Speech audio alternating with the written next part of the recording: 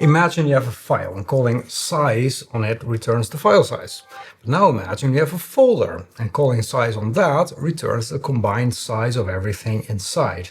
Now that idea where one thing is treated the same thing as a multiple is basically all over the place in menus, HTML, UI frameworks, game engines, pricing bundles, basically anywhere you have some sort of tree.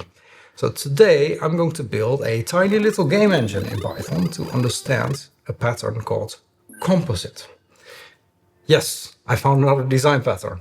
In fact, I still have like a list of 10 or 20 of these patterns at least to go, and then I'm sure in the meantime I'll make up more. So for the time being, we're all good. There's going to be plenty of pattern videos in the near future. But the point of this video is not really that we're building a game, because like I said, once you understand this pattern, you're going to see it everywhere and you can apply it in many different situations. The best part is by the end of the video, our entire game loop is going to boil down to just 2 lines of code. Let's dive in. I have a very basic setup here. It's a canvas class that just allows us to draw some text on screen. And that's what we're going to use to create our game world. Now, of course, our game needs objects. So let's define a class GameObject. And let's make that a protocol, because an ArjanCodes video should always have a protocol class. So then we have that out of the way. From typing, we're going to import protocol, like so. I feel much better now. Okay, we have the GameObject protocol class. So what is a GameObject? Well, that's what we need to define. What should a GameObject do? Well, in essence, one thing that a game object should do is it should be updated. Another thing that we want to do with the game object is render it. And it's going to need a canvas object. That's the class that I defined right here. And let's also give update a non-return type. Final method that I'm going to add is a tree method that will return a string representation of the game object tree, because that's going to be helpful for debugging. And let's also give that an indentation so that gives us some control over what the tree looks like. So this is going to be a string. This is a very generic object class in a game, and it works for basically any type of game object. It can be a bullet, it can be a player, it can be an alien, whatever. But the interesting thing about a game is that we don't have single objects. These objects are often grouped, right? If we have a car, it's going to have a steering wheel and wheels and doors and all sorts of other things. The idea of the composite pattern is that we use exactly the same interface for a single game object or a group of game objects. And by the way, patterns like this are only useful if you understand why they work and when they don't. That's exactly what I focus on in Software Design Mastery. This is not just a course about patterns and principles, it's a complete system for understanding software design fundamentals, learning how to make better design decisions, while AI helps you write the actual code. If you want to learn more, join the waiting list at ArjanCodes/mastery for free. The link is in the description. Now that we have this interface, we can create a class composite game object. And it's also a game object, so it's going to have these methods right here. The only difference is that this one contains children. Before I continue, let's import data class and let's turn composite game object into a data class. So this is going to have children. That is going to be a list of game objects. And this is going to be a field with a default factory of list game object, like so. And field we also need from the data classes package. Let's add a few helpful methods.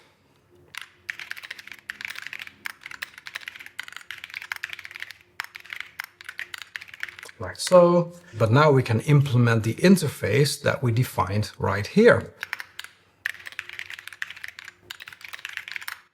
And the interesting thing is we can simply iterate over self.children and call the update method on the child. And rendering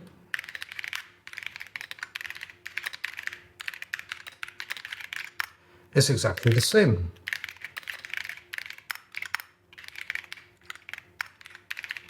Like so. We can even include a bit more complexity here. Let's say our game object also has a name and a live boolean. Objects in games tend to die pretty quickly, so I think that's going to be helpful. And of course, we're also going to need this here because we need to implement that interface. And now we can even do things like update the children and filter out the children that are no longer alive.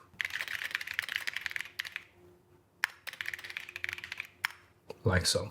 Another thing you could add is a few hooks. So we could have a on update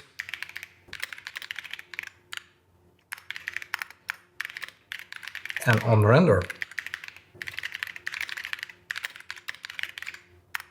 And then we can call these from the render methods. This way, when we create a subclass, we can implement these methods and then we can do something whenever the object is rendered or updated. Like so. This is neat, right? Because now composite game object is basically a list of other game objects. But the interesting thing is that a child can itself also be a composite game object. And then when we call update, it's going to recursively call update on all of the children. And the same goes for rendering. And we could also add an implementation for this method that then does exactly the same thing. So here I already made an implementation for this, which is pretty simple. It's going to add all the children to this list of lines, and then it's going to return that as a string. And also that works recursively because we're calling tree on the children. Now what we can do is have a game class that has a root game object. It has some other things as well that we're going to need in the game, like the width, the height, the score, these kind of things. And then we also have inside the game class, we have an update and a render method. And it's going to be helpful if we call update on the game object that we actually pass the game class along with it, because then the object can get some information from the game. So let's also pass this here as an argument like so.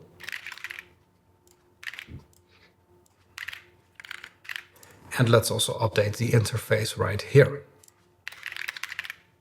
Like so. And if you look at the actual game loop, it's really simple. There's just in the update method here an update call. And there is a render call, and that's basically all that is needed. All of the different objects, they take care themselves of updating and drawing themselves. This game loop doesn't know anything about what's actually in the game. It doesn't know about players or bullets or whatever. It only knows that there is one object called root.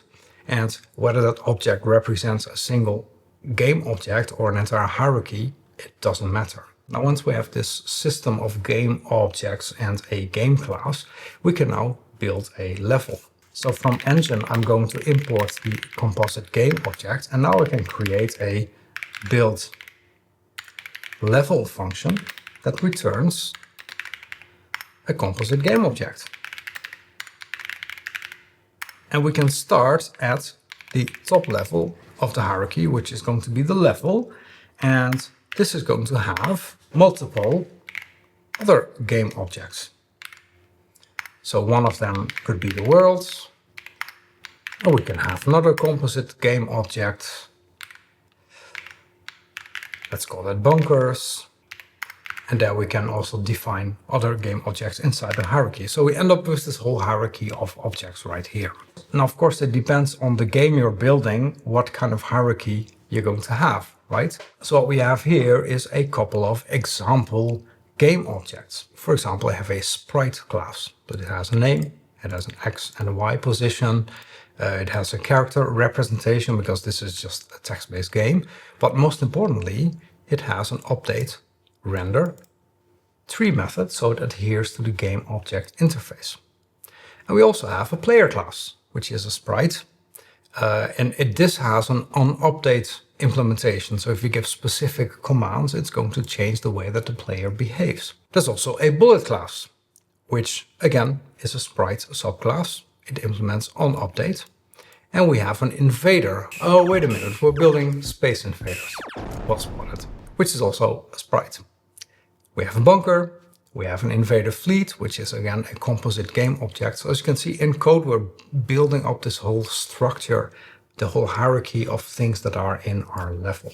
And then you can use these objects to actually build the complete level. So we have the world, which has an invader fleet, it has bullets, it has the player, it has bunkers, and it has a score HUD. The most interesting part here is that each of these objects is very nicely decoupled because they all focus on their own behavior. Like the player, for example, it just focuses on its own behavior, right? Depending on the command, it's going to do something. The bullet is the same, like it simply moves in the Y direction and it sets itself to false if Y is negative. We also have invader that basically checks, hey, am I colliding with a bullet? That's very rudimentary collision detection here.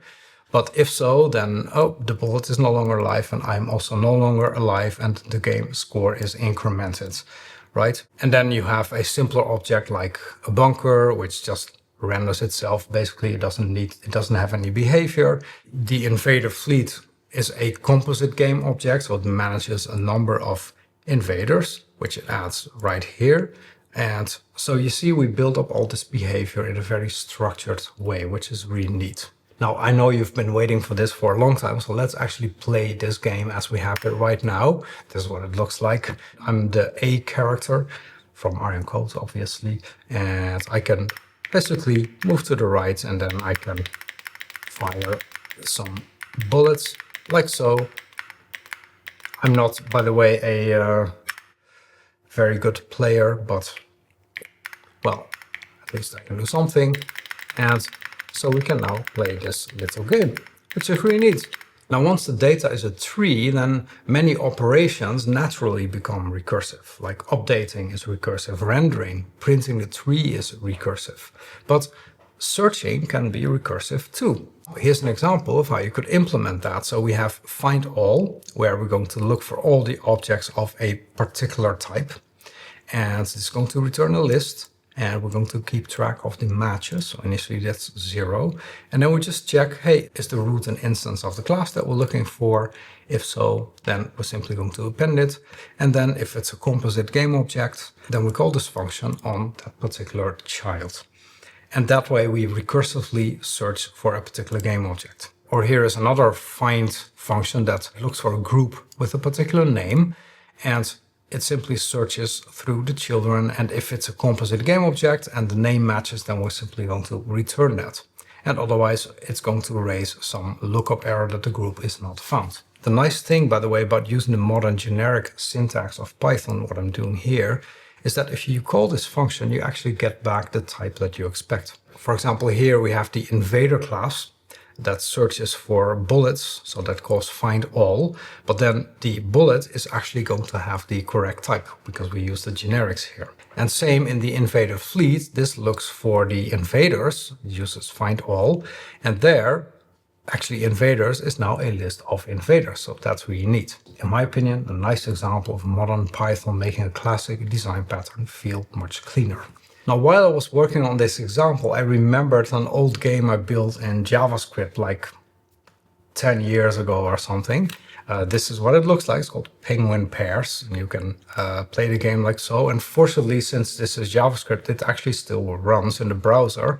So I have my levels, and what I can do here is create these pairs of penguins. Now, of course, you can only make a pair if it has the same color, and if you do this, the penguin falls into the water, so you can't create a pair anymore.